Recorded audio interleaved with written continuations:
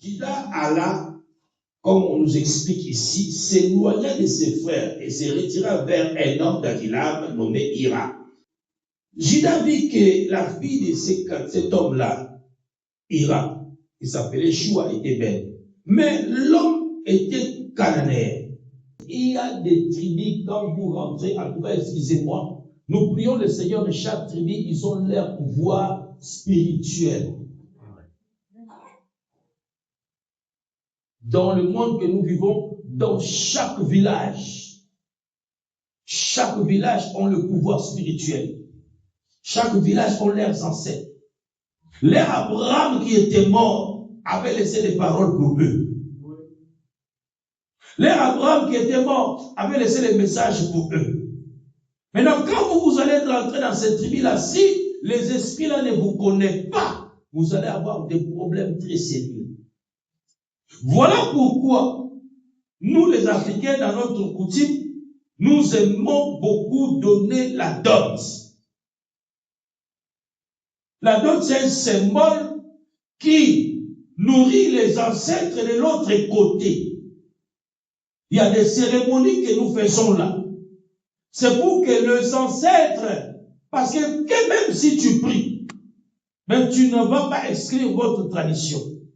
Jésus-Christ qui était venu comme Seigneur, parce que quand nous lisons la Bible, on se limite à ce que nous voyons. Jésus dit, je ne suis pas venu abolir la loi, mais l'accomplir.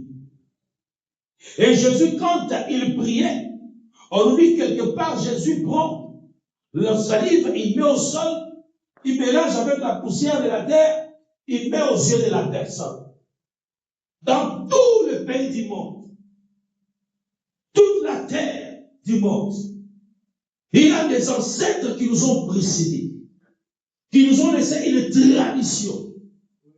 Jésus, avant de commencer la mission, il fallait qu'il passe par Jean-Baptiste.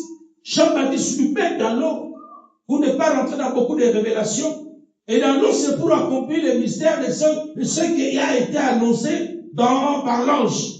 Mais pour rentrer en mission et commencer à travailler Jésus-Christ, il devait se soumettre aux lois des Juifs. Il y a beaucoup de choses que nous lisons qui ne sont pas mentionnées dans la Bible sur la vie de Jésus-Christ. Pour ne pas bouleverser la pensée des plus petits. Amen. Amen. Parce que si nous commençons à rentrer en profondeur de certaines choses, ça serait un peu compliqué pour d'autres personnes. Ils ne comprendront pas. Donc, tous les nganga que vous avez au Gabon, tous les marabouts que vous avez, ils pratiquent le pouvoir astral. Si c'était mauvais, les gens qui sont morts, Jésus devait monter au ciel. Parce qu'aller au tombeau c'est mauvais. C'est la négativité. Mais il va dans la négativité pour faire quoi?